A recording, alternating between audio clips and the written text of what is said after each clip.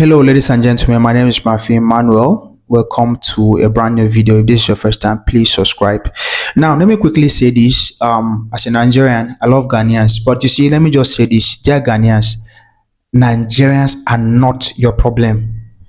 If something happens in your country or whatever thing is happening in your country, please just know how to deal with your problem. Don't say Nigerians are the one, spoiling your country, or Nigerians are the reasons why your country is not moving forward, or blah blah blah. Do you understand? We have Ghanaians in Lagos, in Nigeria here. I grew up with some Ghanaians. We don't have issues. I've been to Ghana for so many years. Do you understand? But I don't understand, why can't we just live as brothers and sisters? This anger, jealousy towards each other, it doesn't make sense. Now, before I play, there's a video I'm going to play. But before I play that video, please, Ghanaians, we're not your problem. This is what a Ghanaian came on Twitter to say. His name is Albert Nat Hyde.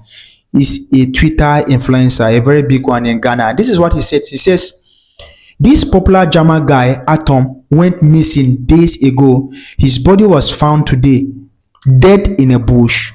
An immigration officer faced a similar fate recently. What's Ghana becoming? I blame the influx of Nigerians in Ghana. They must go. Now, this person on your screen, they said the guy was missing, and the next thing is they saw his body decomposing. I can't post it here. Now, instead of taking responsibility, you are saying Nigerians are the ones causing problem in your country. You have no proof to this. If they should arrest you today, you say Nigerians are the ones that killed this guy, right? If they ask you now, prove what you just said, do you have any evidence? That is where you start shaking. This is so bad. We have Ghanaians in Nigeria here. We don't blame them for our issues. In Nigeria, we don't even care about foreigners. They live freely. We don't care whether you are from South Africa, whether you are from Ghana, whether you are from where. I don't understand this hatred and jealousy towards Nigerians. This must stop. Anyway, watch this video from this man. Big shout out to him for dropping this video. See you in the next one. I'm out.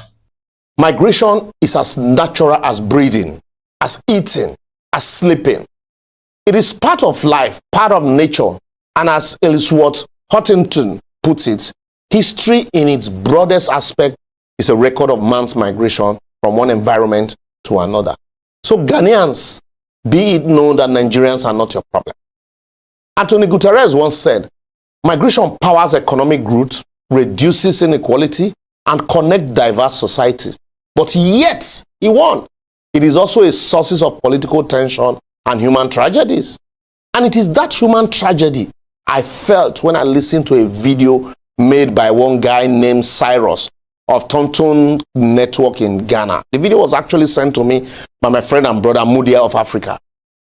In the video, Cyrus complained about Nigerians abandoning their country to bad leadership and coming to other countries, especially Ghana, to oppress and commit crime. And he particularly complained about the Igbo king in Ghana and admonished the Ghanaian president to distance himself from the guy. But I want to tell Cyrus, if that guy is not important electorally, the Ghanaian president will not so much associate with him. Even though Cyrus claimed to have loads of Nigerian friends, he could not hide his disdain for Nigeria as he spewed out lies, half-truth, and what have you about Nigerians, including our activists and our skit makers, which show that he's obviously jealous of them. Ordinarily, I no go respond to or blame people like Cyrus because our leaders put us for ground for people like him to the insult.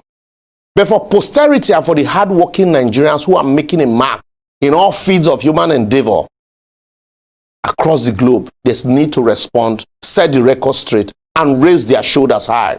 For the Bible in Exodus 23:9 said, you shall not oppress the alien. You know well how it feels to be an alien, since you were once an alien yourself in the land of Egypt. Since Cyrus has forgotten and probably, he don't know, and decided to paint all Nigerians with one brush because of the antecedents of a few bad ones, let me remind him that Nigeria was once home to Ghanaians who were doing menial jobs here, including teaching. And we had many of them as friends, including coaching, Coach Tete. Maybe he has also forgotten how the military government of General Olusegun Obasanjo donated Peugeot cars to Ghanaian police force around 1977 and 1978. Whilst we agree that we have a lot of bad Nigerians everywhere, same way you have Ghanaians who are doing crimes outside of their country, we need to remind people like Cyrus that according to the Washington-based Migration Policy Institute, Nigerians are the most successful and educated immigrant group in Africa, in America. Maybe that's why it's beefing. Our Nollywood movies, our skit makers, our music artists are putting African positively in the world map, not just West Africa. Not to mention people like Philip Emegwali, our Chimamanda Ngozi Adichie, our Dr. Ngozi Okonjo-Iweala, our Professor Wole Soyinka, and whether she likes it or not, our Kemi Badenoch, and numerous mayors and members of parliament in UK, US, and Canada. Not even to mention the basketballers, footballers, including American football.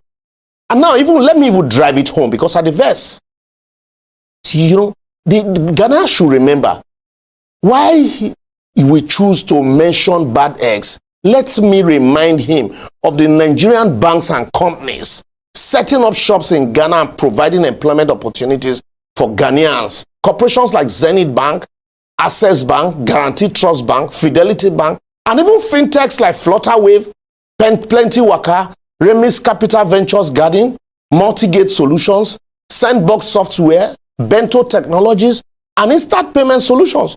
Not to talk of other smaller supply chains, and including sell side. I don't even mention people like Alhaji Aliko Dangote and UBA of Tony Elumelu, who is, you know, raising entrepreneurs across Africa and creating billionaires. How about the millions of dollars Nigerian students are pouring into schools in Ghana to survive most of those schools, including some on hitherto unknown colleges?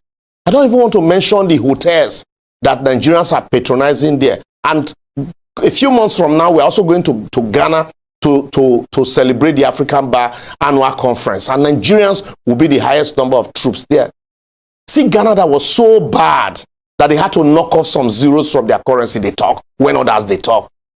Anyway, I see maybe not because Ghanaian babes, they like Nigerian guys fast. Because Nigerian guys, they burn cash for babe. Or maybe now our jollof rice where they never see green. See our jollof rice pass their own and they made the guy the beef. Well, why not holding forth for the bad ones in our midst? Nobody is stopping the security agencies in Ghana from dealing with the crime and criminality in the country, irrespective of the nationalities of the perpetrators. So why the beef? It is the Idi Amin-like attitude such as this that is inhibiting the implementation of the African Free Trade Agreement. That is why somebody with a Canadian passport can travel into African countries, you know, without visa. And an African is required to get a visa to go to African countries. I even remember as primary school students, we were meant to donate money for the black apartheid struggle in South Africa. And our government spent endlessly on that struggle. While our musicians like King Sonny Okosu fought for freedom to end apartheid in South Africa. And today South Africa self go to talk. Our government spent hard-earned money, including dollars, that would have been used for internal infrastructural development in our country. To maintain peace in West Africa through ECOMOG in Liberia, Sierra Leone, Congo. And we had a lot of refugees from these countries. We welcomed them with open arms, not because they are Nigerians, but because we are Nigerians and we are very accommodating. So no matter what you say, to date, Nigerians are still the most generous and accommodating people in Africa. Why it is not compulsory that the country of your birth must be the place of your abode all your life?